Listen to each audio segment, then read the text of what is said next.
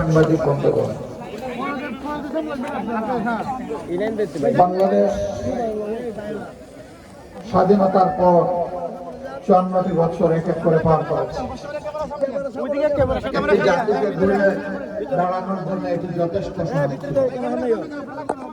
Vietnam আমাদের বহু করে তারা স্বাধীনতা পেয়েছে, গৃহযুদ্ধের কবল থেকে মুক্তি পেয়েছে। সেই ভিয়েতনাম এখন এই অঞ্চলে সত্যিকার অর্থে ঈশ্বরীয় উন্নয়নের একটি রোল মডেল। কিন্তু বাংলাদেশের কপালে কোনো ভালো পরিবর্তন লক্ষ্য করা যাচ্ছে না। এখনো বাংলাদেশে সন্ত্রাস হয়। হবিগঞ্জে কোনো সন্ত্রাস নাই, নাই আছে। হবিগঞ্জের মানুষ তো ভালো, ভদ্র, শিক্ষিত। এখানে আবার সন্ত্রাস হয়েছিল, এখানেও সন্ত্রাস আছে। এখনো ভাইয়েরা ঘরের মধ্যে নিরাপদ নন, ঘর থেকে বের হলে চলাচলে নিরাপদ নন, কর্মস্থলে নিরাপদ নন। এখনো প্রিয় দেশে চাঁদাবাজদের ভয়ে মানুষ অস্থির, মামলাবাজদের ভয়ে সাধারণ নিরীহ মানুষ অস্থির। দুর্নীতি আমাদের সমাজকে আগাগোড়া একবারে ছেয়ে ফেলেছে। এই বাংলাদেশ সবাইকে চেয়েছে। আমি বিশ্বাস করি এখানে রণাঙ্গনের মুক্তিযোদ্ধাও আছেন, অথবা তাদের সন্তানেরা আছেন। আমিও এক শহীদ মুক্তিযোদ্ধা পরিবারের সদস্য। আমার যে ভাই জীবন দিয়েছেন, আমি বিশ্বাস করি এমন বাংলাদেশের চিত্র দেখলে তিনি হয়তো সেদিন মুক্তিযুদ্ধে অংশগ্রহণ করতেন না। জীবন বাজি রেখে, জীবন দিয়ে যারা আমাদেরকে ঋণী করে গেলেন, তাদের প্রতি এই দেশ, এই জাতি, রাজনৈতিক দল আর নেতৃবৃন্দ কি সম্মান দেখালেন। তাদের তো স্বপ্ন ছিল একটি ন্যায় সাম্যের বাংলাদেশ তারা কায়েম করবে।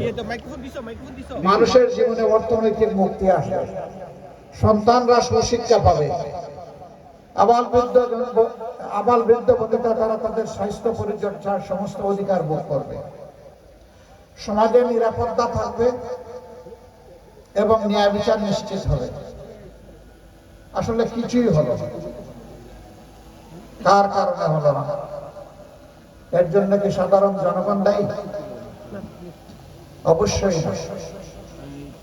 দফায় দফায় যারা দেশ পরিচালনার সুযোগ পেয়েছিলেন, ভালো যদি কিছু করে থাকেন এইটাও তাদের কৃতিত্ব, অপকর্ম যদি কিছু থাকেন তারও দায় তাদের। কেউ কোনো কিছু ভালো করে নাই এ কথা আমি বলবো না, কিন্তু যে দেশটি আল্লাহ তাআলা সবুজে ঢেকে দিয়েছেন, মাটির নিচে সম্পদ আছে, মাটির উপরে সম্পদ আছে, পানিতে সম্পদ আছে, পানির নিচে সম্পদ আছে। যেই দেশে হাওড় বাওড় বনজ কৃষিজ সম্পদ আছে, যে দেশের মানুষ পরিশ্রমী, যেই দেশের মানুষের হাতের ছোঁয়ায় দুনিয়ার বিভিন্ন দেশের কপাল কিসমত বদলে যায়, এই দেশের মানুষের কপাল বদলায় না কেন? এই না বদলানোর মূল কারণ হলো অসৎ নেতৃত্ব। এরা যখন জনগণের কাছে ভোটের জন্য আসে, তখন এক একজন পীর দরবেশ আউলিয়া হিসাবে আসে। তারা আসে বসন্তের কোকিল হয়ে, বসন্তের সুবাতাস উপভোগ করার জন্য। ইলেকশনের সময় এসে উন্নয়নের একদম গঙ্গা পদ্মা, তারপরে সুরমা কুশিয়ারা বয়ে দেয়। কয় নদীর কথা বললাম না, কারণ এটা মাঝে মাঝে রাগ করে। কিন্তু যখন ইলেকশন চলে যায় তখন আর খুঁজে পাওয়া যায় না। একবার এক শান্ত পথিক চৈত্র মাসের দিনে দীর্ঘ মাঠ পাড়ি দিয়ে এসেছে। হাঁপাতে হাঁপাতে এক জনপ্রতিনিধির বাড়িতে উঠেছে, উঠে বলে, স্যার আমার তো পিপাসায় ছাতি মেটে যায়, আমাকে কিছু পান করতে দেন। তিনি তার কাজের সহযোগীকে বললেন, তাড়াতাড়ি যাও, তার জন্য কিছু পানীয় নিয়ে আসে। ওই বেচারা এক জগ ভর্তি পানি আর একটা গ্লাস এনে সামনে দিয়ে বলে যে আপনি পান করেন। এখন সে পান করে না।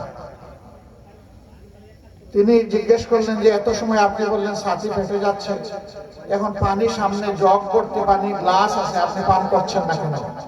ওই স্যার এত বড় মাঠ পাড়ি দিয়ে 14 মাসে আসছে এই পানি পান করার জন্য।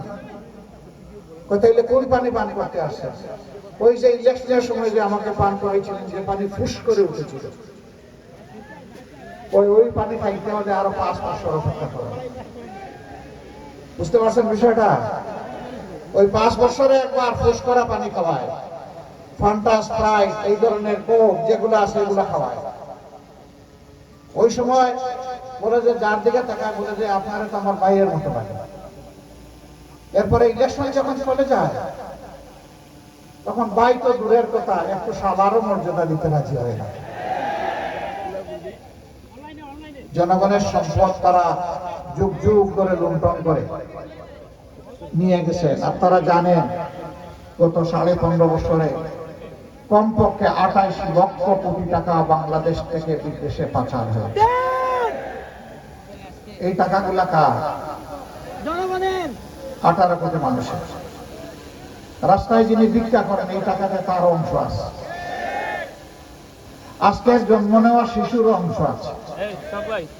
রাষ্ট্রীয় আয়ের 3 খাত, একটা হলো ট্যাক্স, বিদেশি অনুদান আর বিদেশি সাহায্য। এই 3টা মিলে রাষ্ট্রের তহবিল গঠন হয়। এই 3টাতে সমস্ত মানুষ শরীক। এরা জনগণের টাকা চুরি করেছে, তারা বড়লোক হয়েছে, দেশে সাহস করে নাই অথবা দেশটাকে পছন্দ হয় নাই, এই জন্য পরিবার শুদ্ধ টাকা শুদ্ধ বিদেশে পাঠাই দিচ্ছে।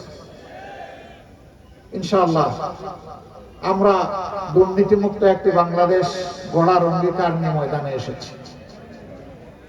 আপনাদের এখানে তো কোনো চাঁদাবাজি তেমন হওয়ার কথা না, এখানেও চাঁদাবাজি হয়। ইনশাআল্লাহ আল্লাহ তাআলা আমাদেরকে সুযোগ দিলে এই দেশ পরিচালনার আমরা চাঁদাবাজের হাত বন্ধ করে দেব। আর চাঁদাবাজি করার দুঃসাহস কেউ দেখাবে না। ব্যবসায়ীর রাতের ঘুম হারাম হবে না। ফুটপাতের সাধারণ হকারকে চোখের পানি ফেলতে হবে না। আজকে সারাদিনে কয় টাকা রুজি করবো, শুরুতেই তো তাকে 100 টাকা আমার দিতে হবে। এমনকি রাজধানীর কিছু কিছু জায়গায়, আমি এখানকার কথা বলতে পারবো না, ভিক্ষুক যেখানে বসে ভিক্ষা করতে সেখানে আগে চাঁদা, আগে খাজনা আদায় করে তারপরে বসতে হবে। এরা কোন স্তরের প্রাণী আপনারাই চিন্তা করেন। রাজনীতি আমাদের পেশা নয়, রাজনীতিকে আমরা কর্তব্য হিসাবে নিয়েছি। রাজনীতিটা যারা পেশা হিসাবে নিয়েছে, দুর্নীতি, চাঁদাবাজি, মামলাবাজি, লুণ্ঠন এগুলা তারা করে। এতটুকুই শেষ না, এরা আমাদের মা বোনদের ইজ্জতটা পর্যন্ত রাখতে দেয় না। এই নির্বাচনের সময় মানুষ কত সতর্ক হয়ে কথা বলে, কিন্তু কিছু কিছু রাজনৈতিক ভাই বন্ধু তারা কিভাবে বলে যে যদি বোরকা পরে তা কোনো মেয়ে লোক আসে, যদি মেকআপ করে আসে, যদি হেজাব করে আসে, খুলে ফেলব। বলতে বলতে বলছে পুরো কাপড় খুলে ফেলব। এরা কি কোনো মায়ের গর্ভ থেকে দুনিয়া আসে নাই? যদি এসে থাকে বলবো প্লিজ মার জাতিকে সম্মান করতে শিখুন। আগে আপনার আপন মাকে সম্মান করুন। যদি আপনার মাকে সম্মান করার শিক্ষা আপনি পেয়ে থাকেন, এই দেশের 9 কোটি মাকে আপনি সম্মান করতে পারবেন। আর নিজের মাকেই যদি সম্মান করার শিক্ষা না পেয়ে থাকেন, দুর্ভাগ্য আপনার। আমরা এই ভাই বন্ধুদেরকে বলবো প্লিজ এই অপকর্ম থেকে বিরত থাকুন। যদি আপনারা বিরত না থাকেন, ভয়ভীতি প্রদর্শন করেন, গায়ে হাত তোলেন, কাপড় দিয়ে টান দেন, আমরা বলে দিচ্ছি অনেক সহ্য করেছি, অনেক হয়ে গেছে, প্রয়োজনে জীবন দিব, কিন্তু মায়ের ইজ্জত কাউকে কেড়ে নিতে আর দেওয়া হবে না।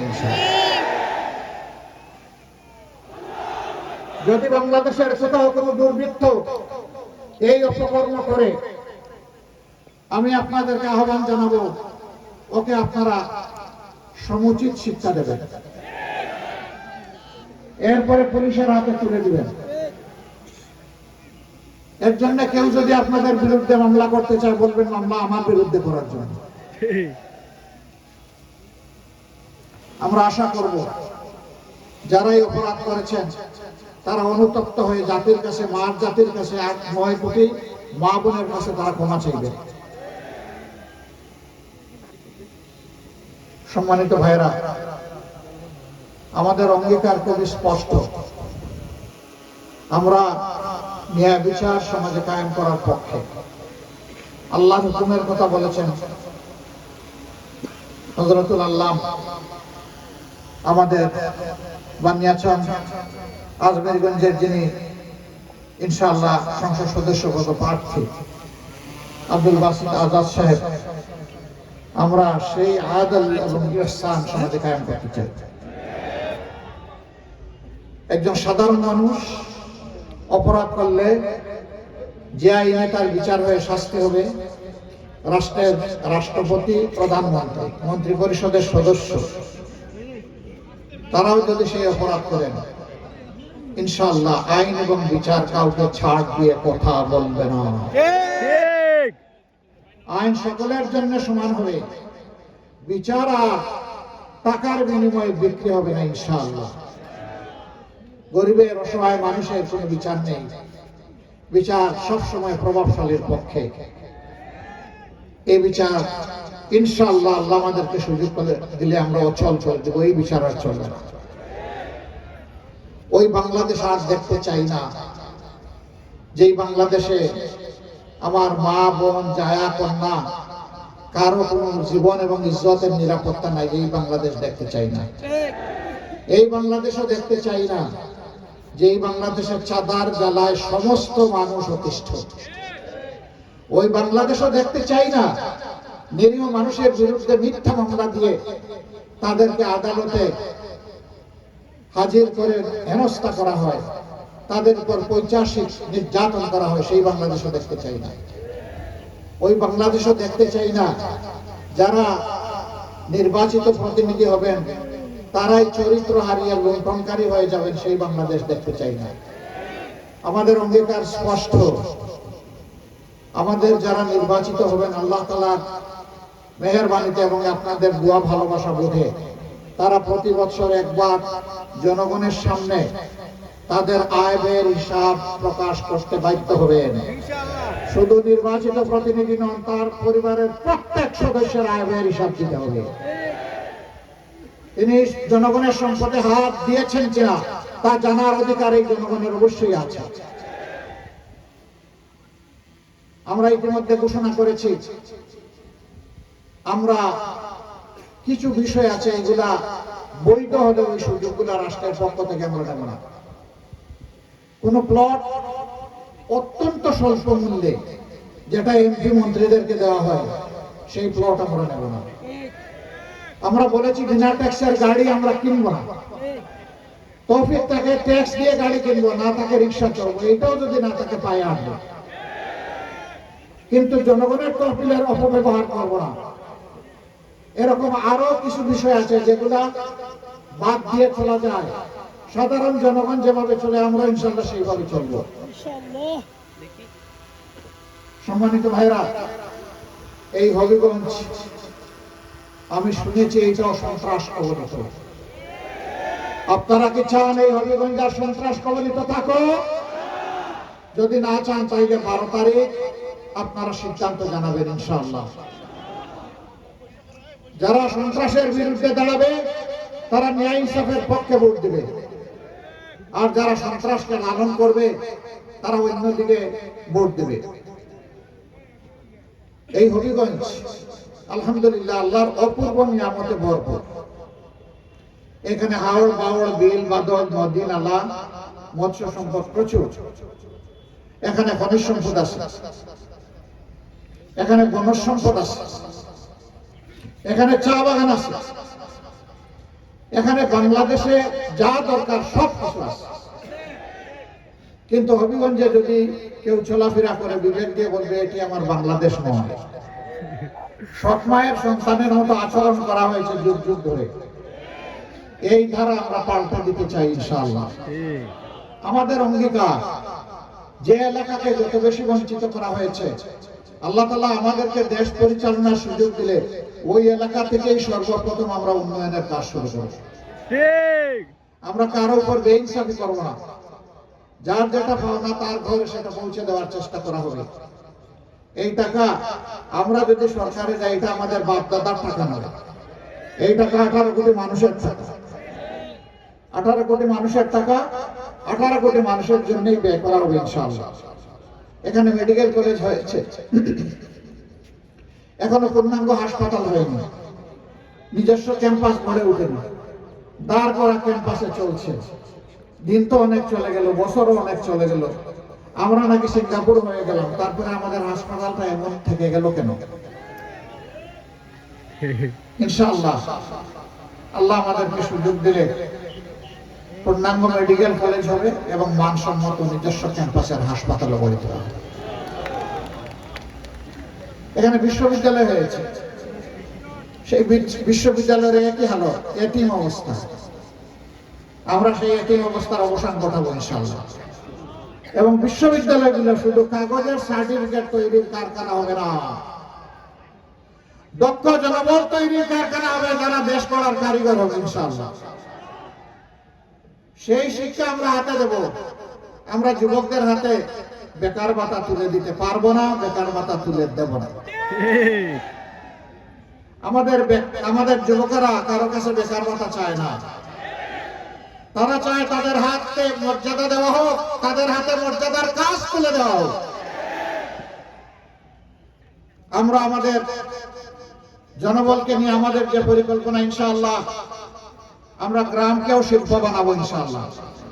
বলবেন যে আপনারা কি কলকারখানা চালু করে দিবেন? হ্যাঁ দিব, কিন্তু সেই কলকারখানা হবে কৃষি ভিত্তিক কলকারখানা ইনশাআল্লাহ। সেখানে শিক্ষিত যুবকেরা মেধা যোগ্যতা দিয়ে গ্রামের চেহারা পাল্টে দিবে, আনন্দের সাথে মা বাপকে নিয়ে বসবাস করবে, গর্বিত হয়ে বলবে আমি বাংলাদেশ এবং এটা আমার বাংলাদেশ। যুবকরা তৈরি হয়ে যাও। আমরা তো বয়সের একটা প্রান্তে এসে গেছি। আমরা এই বাংলাদেশটা এখন তোমাদের হাতে সাজাতে চাই। যুবকরা রেডি? দেখি কারা রেডি, হাত তোলে। ও মা, সবাই দেখি যুবক। তাহলে ইনশাআল্লাহ আমরাও সবাই যুবক। ইনশাআল্লাহ আমরা সবাই মিলেমিশে কাঁধে কাঁধ মিলিয়ে হাতে হাত মিলিয়ে বাংলাদেশকে গড়বো ইনশাআল্লাহ। সম্মানিত ভাইরা এবং আমার মা বোনেরা, আমরা সেই বাংলাদেশটাই চাই, এই বাংলাদেশের শিশুরা বলবে এটা আমার বাংলাদেশ, আমার বিদ্যালয়টা বলবে এটা আমার বাংলাদেশ। চা বাগানের আমার শ্রমিক ভাই বোনেরা যারা আছে, যারা অত্যন্ত মানবতার জীবনযাপন করে, সন্তানেরা তাকে শিক্ষা এবং স্বাস্থ্যের সেবা থেকে বঞ্চিত, যুগ যুগ ধরে একই পেশায় পড়ে আছে হাটবিশার মানুষগুলো, আমরা চা বাগানের আধুনিকায়ন করব, প্রযুক্তি সমৃদ্ধ করব, সেই মানুষগুলোরও জীবন মানে পরিবর্তন আনবো ইনশাআল্লাহ। তাদের একটা সন্তানও শিক্ষার আলো থেকে বঞ্চিত হবে না। আমরা বারবার বলে আসছি, এই দেশে বংশানুক্রমে আমরা দেখতেছি রাজার ছেলে রাজা হয়, রানীর ছেলে রানী হয়। আমরা সেদারা পাল্টে দিতে চাই। একজন সাধারণ শ্রমিকের সন্তান সে যদি মেধাবী হয়, তাহলে তার মেধার বিকাশ ঘটিয়ে আমরা চাই সে হবে আগামী দিনের বাংলাদেশের প্রধানমন্ত্রী ইনশাআল্লাহ। সেই রাজনীতিটাই আমরা চালু করতে চাই। এই রাজনীতির পক্ষে আপনারা আছেন? আলহামদুলিল্লাহ, মোবারক আপনাদেরকে। সম্মানিত ভাইরা, দুইটা ভোট। কয়টা ভোট? প্রথমে গণভোট। কি বলবেন? কি বলবেন? হ্যাঁ মানে আজাদি, না মানে গুলামি। আজাদি না গুলামি? আজাদি, আজাদি, আজাদি না গুলামি? আজাদি, আজাদি। 12 তারিখ প্রথম ভোট ইনশাআল্লাহ। মহান আল্লাহ যেন হাকে অত্যন্ত সম্মানের সাথে বিজয়ী করেন। বিজয়ী হবে ইনশাআল্লাহ। হ্যাঁ ভোট বিজয়ী হলে পুরানা পচা রাজনীতির চরিত্র এবং চিত্র পাল্টে যাবে ইনশাআল্লাহ। হ্যাঁ ভোট বিজয়ী হলে বাংলাদেশ বিজয়ী হবে, জিতে যাবে। হ্যাঁ ভোট পরাজিত হলে বাংলাদেশ পরাজিত হয়ে যাবে। আল্লাহ তাআলা বাংলাদেশকেই যেন বিজয়ী করেন। এরপরে বাংলাদেশ বিজয়ী হলে বাংলাদেশ চালাবে কে? যাদের সৎ চরিত্র আছে, দেশের প্রতি দায়বোধ আছে, দেশের প্রতি অঙ্গীকার আছে, দেশপ্রেম আছে, যারা সামান্য বাতাসে দেশ ছেড়ে ফেলায় না, এই দেশটা তারা চালাবে ইনশাআল্লাহ। সম্মানিত ভাইরা, আমরা আপনাদেরকে কথা দিচ্ছি, আমরা সব ধরনের বিভক্তিকে ঘৃণা করি আর বাংলাদেশকে আর বিভক্ত করতে দেব না। চারটা ধর্মের মানুষ এখানে যুগ যুগ ধরে আমরা বসবাস করে আসছি, মুসলমান, হিন্দু, বৌদ্ধ, খ্রিস্টান। এটি একটি ফুলের বাগানের মতো, বিভিন্ন জাতের গাছ এই বাগানকে আল্লাহ তাআলা সাজিয়ে দিয়েছে। ধর্মের ভিত্তিতে কারো উপর বাড়াবাড়ি ইসলাম পছন্দ করে না, এটা হারাম। কোনো বাড়াবাড়ি করার সুযোগ নেই। কোন ধার্মিক মানুষ কোনদিন অপর ধর্মের মানুষের কোনো ক্ষতি করতে পারে না। তার সাক্ষী বাংলাদেশের জনগণ। আমাদের বিরুদ্ধে, আলেম ওলামার বিরুদ্ধে অনেক অভিযোগ আনা হয়েছে, কিন্তু একটি অভিযোগ কেউ প্রমাণ করার সাহস দেখাতে পারেনি। বরঞ্চ যারা অভিযোগ এনেছে তারাই ছিল লুটেরা, তারাই ওদের প্রতিসাধন করেছে। আমরা এই ধারা বন্ধ করে দেব ইনশাআল্লাহ। 5 তারিখের পরে জাতি সেই ধারাটাই দেখেছে। আমরা মিলেমিশে পরস্পরকে আমরা সহযোগিতা করেছি সামাজিক নিরাপত্তা নিশ্চিত করার জন্য। ইনশাআল্লাহ আগামীতে সেই সুযোগ পেলে আমরা সারা দেশে সেই নিরাপত্তা নিশ্চিত করব। মেধার ভিত্তিতে যে কোনো ধর্মের মানুষ তার মেধা এবং যোগ্যতার ভিত্তিতে সে তার উপযুক্ত কাজ পাবে। ধর্মীয় পরিচয়ে কাউকে আর বঞ্চিত করার কোনো সুযোগ থাকবে না। আমরা এই কাজ করব না। বিভিন্ন ধর্মের মানুষ আছে, তাদের ধর্মীয় আচার অনুষ্ঠান যেটা আছে তাদের মতো করে মন ভরে করবে। এখানে কেউ বাধা দেওয়ার সাহস দেখাতে পারবে না। তারা নিরাপত্তা এবং সম্মানের সাথে তাদের আচার অনুষ্ঠান করবে, তা অবশ্যই আমরা নিশ্চিত করব। যা গত 17 মাসে আমরা চেষ্টা করেছি, আমাদের কোনো সরকারি দায়িত্ব ছিল না, কিন্তু আমাদের নৈতিক দায়িত্বের জায়গা থেকে এই দায়িত্ব আমরা পালন করেছি। ভবিষ্যতের বাংলাদেশে এমন হবে ইনশাআল্লাহ। হ্যাঁ ভোটের পরে দেশ পরিচালনার জন্য আমরা ইনসাফের পক্ষে সবাই ঐক্যবদ্ধ হয়েছি। ন্যায় বিচার সমাজে কায়েম হলে দুর্নীতি, চাঁদাবাজি, লুণ্ঠন, দর্শন, খুন এই সব বন্ধ হবে ইনশাআল্লাহ। এই জন্য ন্যায় বিচারের প্রতীক শুধু দাঁড়িপাল্লা না, এবার 11 কোণের যেখানে যে প্রতীক সেইটাই ন্যায় বিচারের প্রতীক। এই হবিগঞ্জ জেলার 4টি আসন, 1টি আসনে দাঁড়িপাল্লা, 2টি আসনে দেয়ালগড়ি, 1টি আসনে রিক্সা। যেখানে রিক্সা আমরা সবাই রিক্সা, যেখানে দেয়ালগড়ি সবাই আমরা দেয়ালগড়ি, যেখানে পাল্লা আমরা সবাই সেখানে দাঁড়িপাল্লা। আমি এখন অনুরোধ জানাবো, এক এক করে হবিগঞ্জ 1 থেকে আমরা শুরু করবো ইনশাআল্লাহ। হবিগঞ্জ 1-এ 11 দলীয় নির্বাচনী ঐক্য, যেটাকে আমরা বলছি ঐক্যবদ্ধ বাংলাদেশ, এর পক্ষে যাকে আমরা মনোনীত করেছি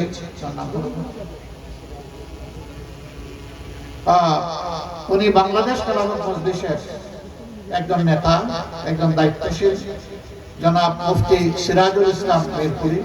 তার হাতে আমরা বাংলাদেশের সবচেয়ে পপুলার, সবচেয়ে জনপ্রিয় গণপরিবহন রিক্সা তুলে দিচ্ছি। যত সংখ্যায় বাংলাদেশে রিক্সা আছে আর কোন পরিবহনের এত সংখ্যা নাই। তার মানে এটা হচ্ছে সাধারণ জনগণের পরিবহন। ইনশাআল্লাহ আমরা দোয়া করি রিক্সা সম্মানের সাথে বিজয়ী হয়ে আসুক। প্রত্যেকটা সিট এবং প্রত্যেকটা ভোট 12 তারিখ গুরুত্বপূর্ণ। সেই আসনে আমরা দোয়া করি এই ভাই যেন নির্বাচিত হয়ে আসে। তারপরে হবিগঞ্জ 2,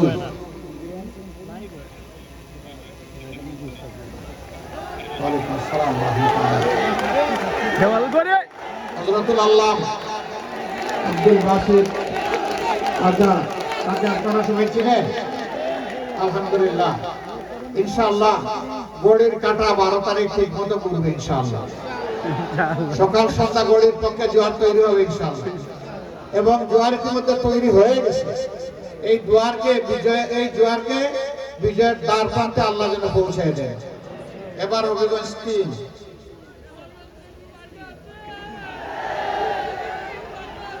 মাশাআল্লাহ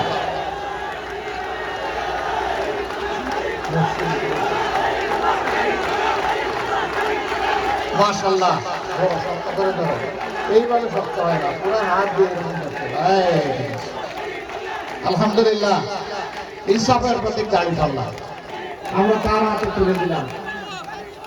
প্রতীকের স্লোগানটা একটু পড়ে দিচ্ছি ইনশাআল্লাহ।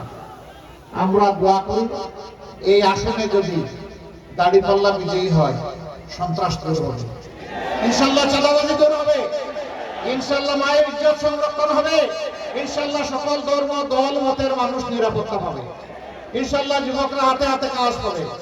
আমরা বেকার বানানোর আর কোনো উদ্যোগ গ্রহণ করবো না। আমরা এখন সবাইকে সরকার বানাইতে চাই ইনশাআল্লাহ। আপনারা রাজি আছেন? আলহামদুলিল্লাহ। এরপরে হবিগঞ্জ 4 মাশাআল্লাহ আমাদের জাতীয় নেতা জনাব অধ্যাপক ডক্টর আহমদ আব্দুল কাদের। দেখেন তো গড়ির টাকা ঠিক আছে কিনা? মার্কা আছে? কোন সে মার্কা? কোন সে মার্কা? দেয়াল গড়ি ইনশাআল্লাহ 12 তারিখ জিতে যাবে মাশাআল্লাহ। ভাই বোনেরা দলে দলে ভোট দেবে ইনশাআল্লাহ, বিজয় হবে বিজয় মালা ইনশাআল্লাহ মাশাআল্লাহ।